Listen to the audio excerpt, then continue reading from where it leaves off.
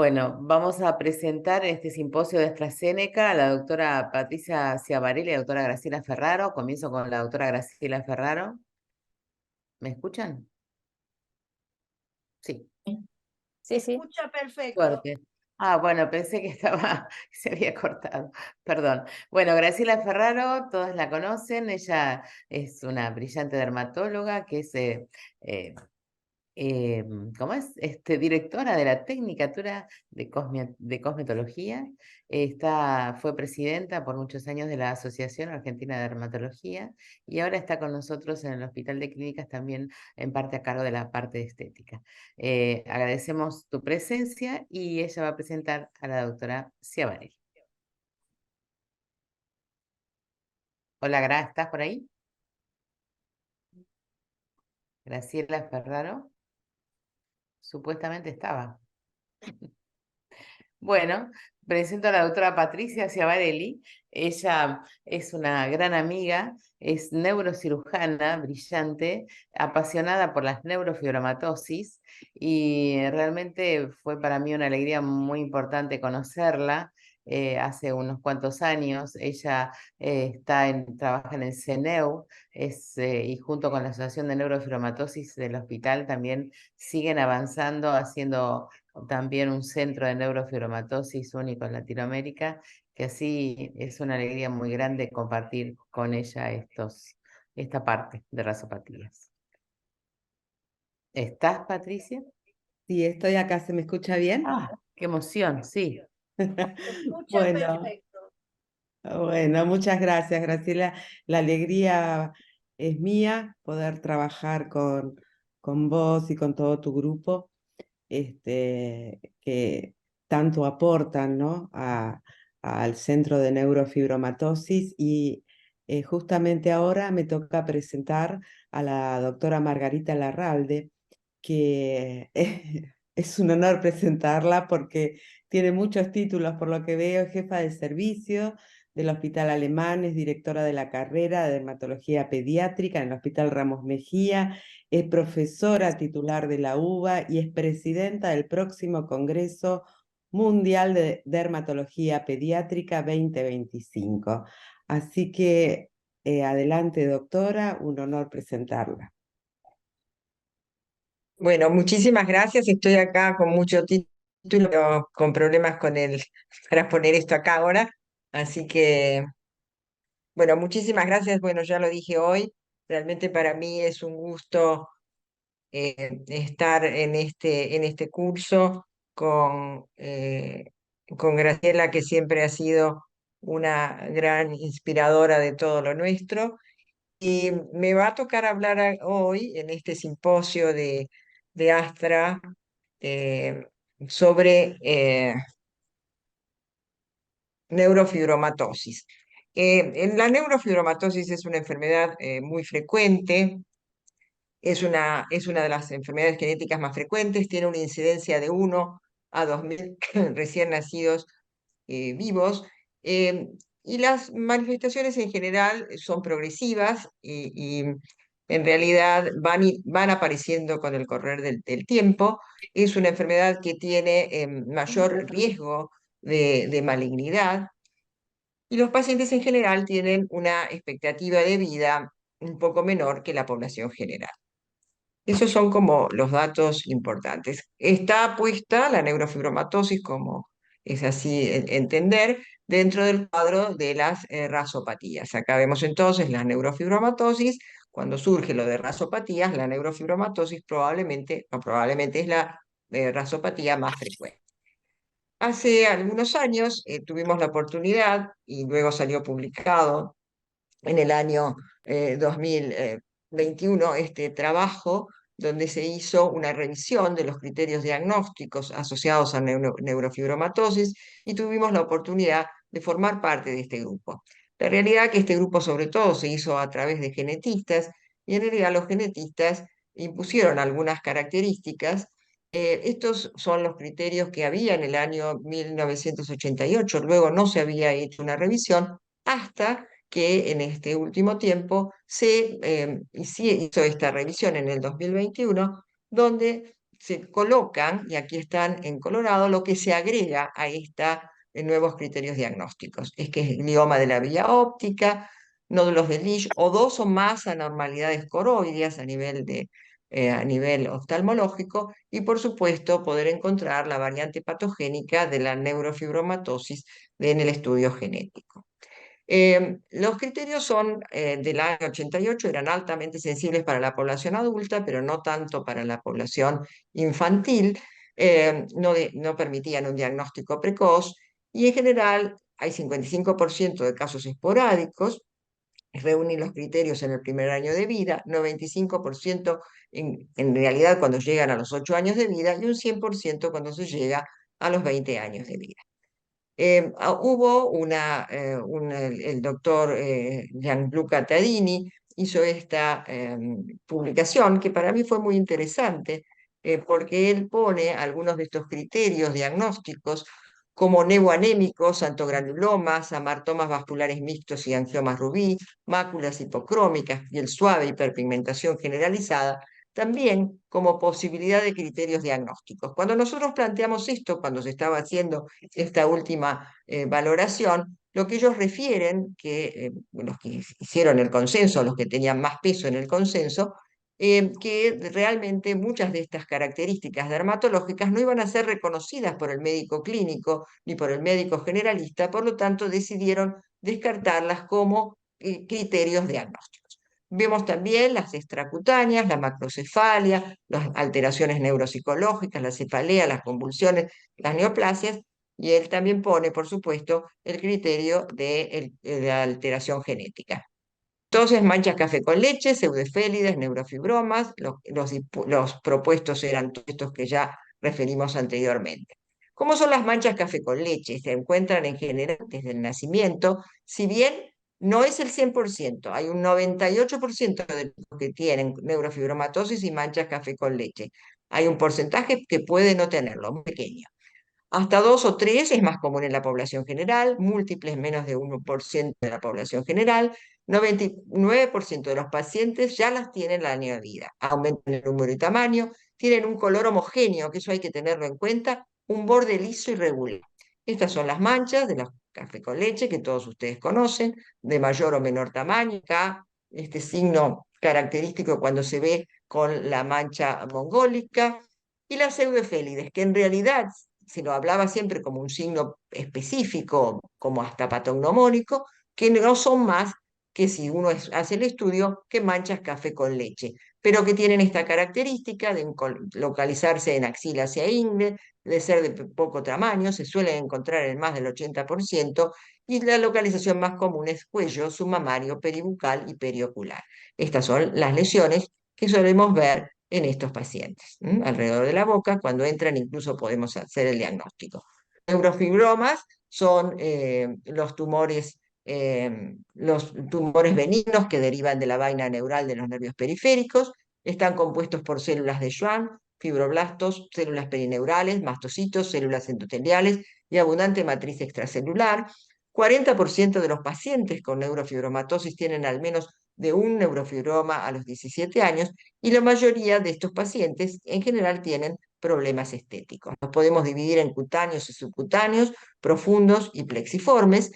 Los neurofibromas cutáneos se ven en 90%, son pequeños tumores superficiales blandos de color piel normal, pueden ser a veces pedunculados, el número es variable, y los subcutáneos son menos frecuentes, son nódulos firmes y pequeños. Y acá vemos, sobre todo esto lo vemos cuando en edades más avanzadas. Se pueden ver en los chicos y se van viendo en la adolescencia, en las embarazadas, hacen un gran aumento de este tipo de lesiones. Estos son los neurofibromas, pero hay algunas variantes que son como estas lesiones azuladas que ven acá, que no son más que estos amartomas vasculares mixtos o máculas rojo-azuladas, que variantes de estos también neurofibromas cutáneos. A tenerlo en cuenta, que si los encontramos en los pacientes, también nos ayuda a veces en el diagnóstico. Los profundos internos se encuentran desde el nacimiento, crecen lentamente, tienen una morfología nodular o difusa, tienen la posibilidad de transformación maligna y hay una variante paraespinal que es la que tiene peor pronóstico. Los plexiformes son congénitos, se ven en el 20-25% de los pacientes con neurofibromatosis, son masas subcutáneas del límite mal definido y consistencia elástica. Podemos tener arriba de la lesión hiperpigmentación e hipertricosis, eso es interesante, y el 8-12% evolucionan a tumores malignos de la vaina de los nervios periféricos. ¿Cuándo debemos preocuparnos? Cuando estos pacientes tienen un dolor persistente, cuando hacen algún cambio neurológico en la lesión o cerca de la lesión, aumento brusco del tamaño, cambio en la consistencia y siempre pensar en el problema estético. Acá algunos pacientes con neurofibromas plexiformes. Otra manifestación es este anemia neoanémico, como vemos acá en esta chiquita, ven esta lesión blanquecina, es un neoanémico que también se ha visto y se ve más frecuentemente en las neurofibromatosis. Qué interesante estos nevos anémicos. El otro día tuvimos justo una paciente que le mostraba yo al residente que tenía esta lesión de nevo anémico, que quizás hubiera pasado desapercibido si uno no lo piensa o no lo tiene presente. Estos pacientes tienen mayor incidencia de estenosis arterial renal y de coartación de aorta. Sería una vasculopatía de la neurofibromatosis. Otra manifestación que vemos comúnmente en estos pacientes, que podemos ver frecuentemente, son los antogranulomas juveniles, que son estas lesiones amarillentas o anaranjadas, que a veces de color piel normal también, que aparecen en los primeros años de vida, que desaparecen con el tiempo y que en algunos casos se ha visto relacionada a cuadros de leucemia, aunque bueno, eso está, siempre se hablaba de una triada que era el santo granuloma, la neurofibromatosis y las leucemias, y lo que uno podría decir es que los santogranulomas se encuentran asociados a leucemia, la neurofibromatosis también tiene mayor riesgo de leucemia, pero la triada a veces es más difícil de encontrar. Otros casos de neurofibromatosis y manchas café con leche. ¿Qué pasa con los nódulos de Lisch? ¿Y qué es importante? Son esos amartomas melanocíticos del iris a partir de los 3 años. No se justifica que a un niño de meses le pidamos estudio de nódulos de Lisch. Probable ¿Por que qué? los encontremos, pero fíjense Porque cómo va aumentando la no, yo, posibilidad de encontrarlos porque es que con el moderno. correr del tiempo. ¿Cómo se visualizan con la lámpara de hendidura? Son asintomáticos, pero es importante que a veces incluso con el dermatoscopio lo podemos visualizar y eso a veces es de utilidad. ¿Qué otras manifestaciones podemos encontrar? Las esqueléticas, con displasia de los huesos largos, pseudoartrosis de tibia, macrocefalia, escoliosis. Escoliosis, en mis pacientes, la mayoría, si bien la estadística habla de una frecuencia mayor, yo encuentro una escoliosis bastante frecuente en nuestros pacientes. Manifestaciones neurológicas, objetos brillantes no identificados, un patrón neuropsicológico peculiar con alteraciones del lenguaje, aprendizaje, conducta, pueden tener cefaleas. Yo no tengo tantos pacientes que hayan tenido convulsiones, pero está descrito, trastornos vasculares, estenosis arteriales, fenómeno de moya-moya, aneurismas e hidrocefalia. El trastorno neurocognitivo suelen tener un límite inferior, sin embargo, yo tengo pacientes que a veces ni se ha hecho el diagnóstico, se hace en el niño porque el padre nunca se lo pensó y logran llegar y hacer estudios universitarios sin mayor inconveniente, pero bueno, en relación a la población general. Alteraciones del aprendizaje, eso es importante porque logran en general los mismos estándares, pero les cuesta a veces un poquito más.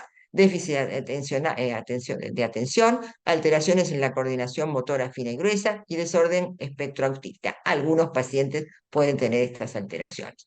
Otras manifestaciones pueden ser hipertensión, en general suele ser esencial, otras causas estenosis arterial, feocromocitoma o coartación de aorta. Estos pacientes, acá la vía Blanca Díaz, que es una excelente oncohematóloga, que por supuesto estos pacientes tienen mayor predisposición a tumores y está acá incluso es una de las causas de muerte en estos pacientes y está descrito acá por porcentaje que suelen tener ciertos tumores con mayor frecuencia que otros. El tumor maligno de la vaina nerviosa periférica es un subtipo de sarcoma, se puede ver en los pacientes con neurofibromatosis, ya cuando están un poquito más grandes, y surgen a partir de los neurofibromas plexiformes o profundos, en general son de alto grado y de mal pronóstico. Que es interesante, y esto lo vi en el último congreso que estuve de enfermedades raras, que hoy podemos ir valorando estos neurofibromas a través del PET scan, que de alguna manera nos muestra cuánto capta las lesiones de neurofibroma y cómo estas captaciones van en aumento y se habla que si tienen un RUP mayor de 3, hay que pensar que puede haber algún cambio. Y bueno, esto es una posibilidad. Nosotros en algunos pacientes lo estamos haciendo, el estudio del PET scan, pero es claro que es un estudio muy caro y que no es accesible a todos los individuos. Los diagnósticos diferenciales que tenemos, puede haber máculas café con leche familiares sin demasiado otras manifestaciones, síndrome de Legius, la neurofibromatosis tipo 2, el síndrome de Noonan, el McCune-Albright, el Leopard, el Watson, el síndrome de malformaciones arteriovenosas, las mastocitosis. Todas estas, o muchas de estas, forman parte de las rasopatías. El Legius es un síndrome que antes se lo consideraba como una neurofibromatosis benigna, pero que en realidad no tienen a nivel eh, genético, la alteración está dada por el SPRED1, y acá vemos las diferencias que hay entre el síndrome de Legius y el síndrome de la neurofibromatosis. Estos pacientes no presentan neurofibromas, no presentan nódulos de Leach, gliomas ópticos, y es menos frecuente que tengan tumores malignos. Algunos de los pacientes. Otro tema que es interesante es el mosaico de fibromatosis. ¿Qué quiere decir? Pacientes que tienen solamente en una parte, antes se la denominaba neurofibromatosis segmentaria, hoy se prefiere dar el nombre de neurofibromatosis en mosaico, pero es importante que estos pacientes pueden tener manchas café con leche, pueden tener neurofibromas, y que estos pacientes, si bien tienen un fenotipo más leve, son pacientes que también debemos estudiarlos, porque también pueden tener alteraciones como aumento de la malignidad, como se puede ver en la neurofibromatosis de tipo generalizada. Así que es importante, a veces solo vemos cambios pigmentarios, a veces vemos solo neurofibromas, a veces vemos cambios pigmentarios y neurofibromas, y a veces vemos neurofibromas plexiformes. En general, estos pacientes, 2,5 a 6,4% de las neurofibromatosis en mosaico tienen un mosaicismo gonadal. ¿Qué es lo importante que pueden tener? La transmisión a la descendencia. El mosaicismo gonadal es más frecuente en pacientes que presentan solo manifestaciones pigmentarias. Las manifestaciones extracutáneas, igual hay que evaluar a todos los pacientes, confirmación con el test genético si se puede, y seguimiento a largo plazo. También tienen riesgo aumentado de malignidad, que es lo que yo les decía.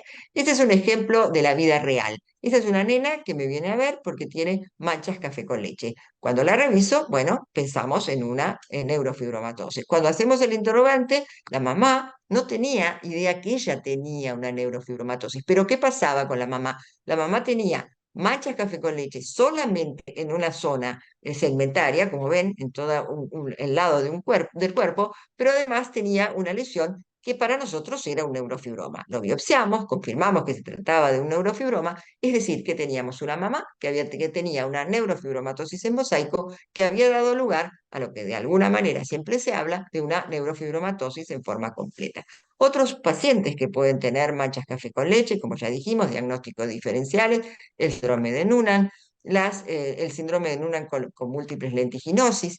Y esto que me parece interesantísimo, esta es una paciente que me viene a ver a mí porque tiene una mastocitosis. Pero en realidad cuando yo la reviso, había problemas porque tenía una pubertad precoz. Había que darle medicación, entonces tenía miedo la endocrinóloga, sí, con la mastocitosis, la medicación que le dieran para mejorar su crecimiento podía traerle problemas.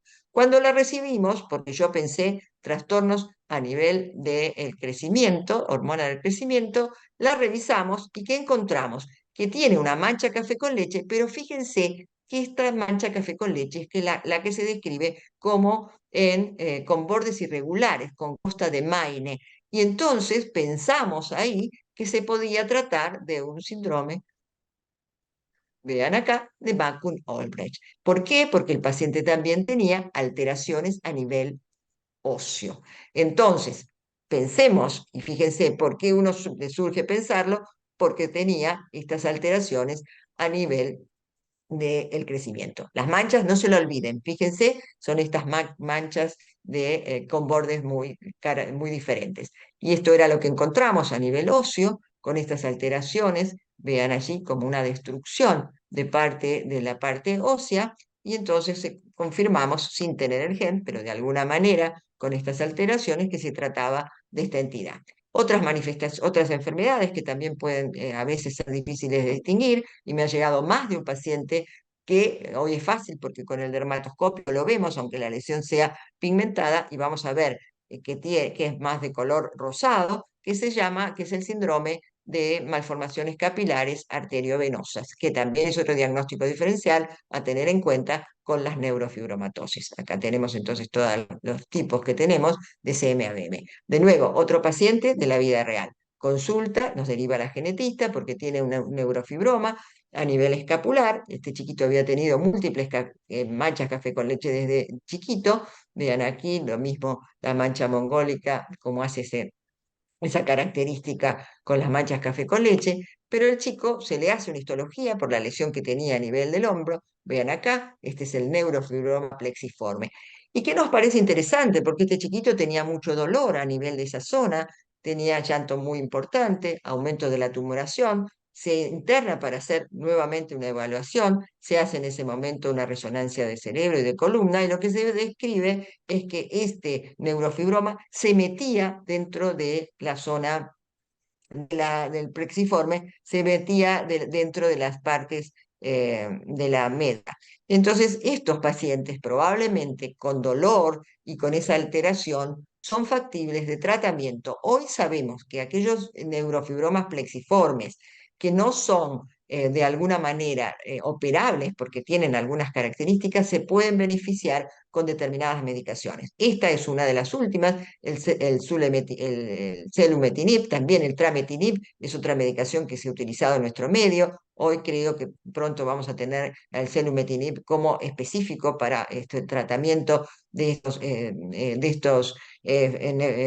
neurofibromas plexiformes, pero tenerlo en cuenta porque es muy importante para reducir. Ahora tengo una nena, por ejemplo, que nos consultó hace poquito con un neurofibroma a nivel de la zona de parótida, con mucho dolor, probablemente le comprime la parótida. La duda era operarla o no operarla. Yo creo que lo primero que nosotros tenemos que tratar es ver de conseguir de ofrecerle una medicación para reducir la masa. Fíjense acá, estos son algunos trabajos de la literatura, cómo reduce la masa y mejora las características. Ese es otro paciente. Esta es una paciente personal que nos vino a ver también por el aumento del dolor de la lesión. Le pedimos un PET scan. El PET scan habla de un aumento de ahí mayor de 3, pero bueno, las vamos a ir controlando y valorando para ver si necesitamos hacerle o no medicación. Esta es la paciente y estas son las lesiones.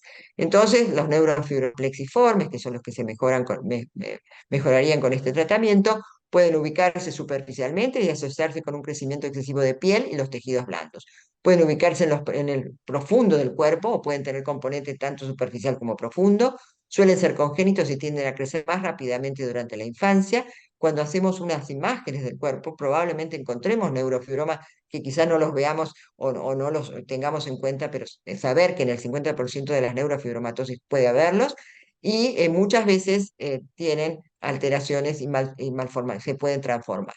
Entonces, los más agresivos en estos tumores malignos de la vaina del nervio periférico, y la forma de detectarlo es probablemente con estas tomografías por emisión de positrones, que hay que hacerlas en forma periódica, porque de alguna manera es donde vamos a poder ver cómo es el crecimiento. Y acá les voy a mostrar algunos trabajos que hablan de este estudio del PET scan, cómo poder hacerlo, cómo valorarlo. El otro día fui a hablar con alguien que hacía imágenes. Claro, no hay tanta gente que mande neurofibromatosis para poder hacer estos PET scan, no hay tantos PET scan tampoco en nuestro medio. Entonces creo que es también un aprendizaje que vamos a tener con aquellos que hacen imágenes, bien todos los trabajos que hay relacionados a este tema, para poder evaluar y ver en qué momento, de alguna manera, nosotros vamos a poder hacer el estudio. Bueno, muchísimas gracias. He tratado, bueno, de resumir lo más poquito posible porque es un tema muy amplio y quería dejar de invitarlos al Congreso Mundial de Dermatología Pediátrica, que seguramente Graciela Concedigea y todo su grupo van a estar en el año 2025, en abril, aquí en la Argentina. Muchísimas gracias. Gracias, Margarita. Sí, seguro que vamos a estar ahí. Somos parte de eso también. Y así te felicitamos. Esperar que Muy quiero dejar lindo. de compartir. Ah, dejar de compartir. Ahí está. Gracias. A mí me gustaría hacerle una pregunta, no sé si tenemos a ver tiempo, pero el otro día vino un paciente acompañado por la mamá que le habían operado un santo granuloma y la mamá vino devastada porque dice que el médico le dijo que corría el riesgo de leucemias, más o menos lo que usted mostró, y yo realmente estuve repasando la bibliografía. ¿En cuántos pacientes con NF1 biopsiados de santo granuloma se desarrolló una leucemia como para asustar así a la mamá? Porque aparte le dijo que cada 3 meses se tenía que hacer estudios de sangre, el chico es autista, bueno, le cuesta muchísimo No, ir al a ver, médico. mi No sé experiencia es si es de clara dos o la tres cosas. pregunta, pero No hay, no hay, hoy día yo te diría que no hay demasiados trabajos. Habrá alguno poquito buscado en su momento de la Asociación de Neurofibromatosis, santogranulomas y leucemia. La verdad que es muy poca. Pero sí es cierto que he visto, y ustedes también seguramente, que las neurofibromatosis tienen más de tener leucemia o que algunos pacientes con leucemias tienen santogranuloma. Pero tampoco nunca hacemos, o casi nunca, hacemos biopsia de los santogranulomas, porque el santogranuloma, la verdad, es una lesión bastante característica y además si se asocia con la neurofibromatosis le pone aún más el sello para decir esto es un santogranuloma y no justifica biopsiar. Pero de ninguna manera yo angustiaría a un padre porque tengo un santogranuloma y una neurofibromatosis. No aumenta, a ver, está descrito, pero no es para que se angustie ni para hacerle hacer estudios mayor que cualquier otro paciente de controles, ¿no? muchas gracias, doctora, excelente su charla además. Bueno, después de escuchar esta excelente disertación de la doctora Margarita Larralde y de poder ascender a panelista porque no podía entrar, voy a presentar la mesa. Dicen que el lugar donde están los factores no va a alterar el producto, así que les voy a presentar a la doctora Ciavarelli, que es neurocirujana del Hospital de Clínicas José de San Martín y directora del Centro de Neurofibromatosis. Tarde pero seguro, Patricia. Gracias. Y los secretarios, la doctora Carmen Gallo, que es concurrente a dermatóloga de tercer año del Hospital de Adrogué, y al doctor Juan Proaño, que es carrerista de dermatología de CDGEA, de pediatría, perdón, y que está en este momento en el Hospital de Clínicas y es dermatólogo formado en la UBA. Disculpen esta desprolijidad, le quería agradecer la invitación y además felicitarlos a todos y en especial a Graciela Mansur por el excelente desarrollo de este congreso. Ni qué decir de la disertación de Margarita, que habla desde su experiencia y que eso es inigualable. Bueno, todo al revés. ¿Queda alguna otra pregunta? Y estaba Listo. levantando la mano Blanca 10, ¿no? Creo. Sí. No lo Sí, veo. ¿cómo están? Buenas tardes. Hay una pregunta de la doctora, yo la reviso.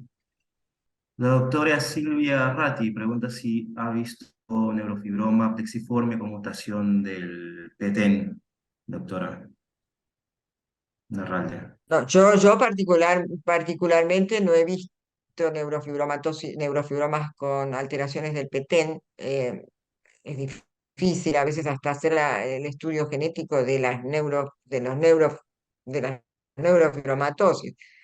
Hoy cuando tenemos duda también nos cuesta mucho, no sé cómo están ustedes en celiaquía, pero cuesta bastante hacer el estudio porque es un gen muy grande. No sé, yo no lo he visto particularmente, no sé si está descrito tampoco, puede ser, pero yo no lo tengo visto o no lo tengo leído, pero puede estar escrito, ¿no? Listo. Bueno, agradecemos la intervención de la doctora Margarita Larralde por su interesante intervención sobre neurofibromatosis. Y al momento no tenemos más Sí, está la doctora preguntas. Blanca 10 que está levantando la mano. No, A yo ver, quería sí. hacer dos acotaciones a las preguntas anteriores. Voy a empezar por la última. en general, los neurofibromas plexiformes que se malignizan, lo que no es el P10, sino el P16, el que se agrega a la mutación normal que tiene el neurofibroma plexiforme, que es una NF1 mutado, porque si no, no sería una neurofibromatosis. Entonces, ese agregado lo convierte en un neurofibroma plexiforme atípico o un ANUB, como lo llamamos ahora, y es un paso intermedio entre el neurofibroma plexiforme común y el tumor maligno de la vaina. Y con respecto a las leucemias, la leucemia que se da en los pacientes con neurofibromatosis es la leucemia mielomonocítica crónica, que es francamente muy poco frecuente, o sea que uno la tiene que tener en cuenta, por supuesto, pero no, como dijo la doctora Larralde, no es para que la familia se asuste porque la posibilidad de tener esta leucemia es un poco más alta que la población general, pero es infrecuente. Gracias. Gracias, Blanca. Perfecto. Ahora sí, ¿alguna otra pregunta más? ¿No? Muy bien. Entonces, agradecemos a la mesa, estamos muy contentos y vamos a pasar para el próximo. No sé, digan ustedes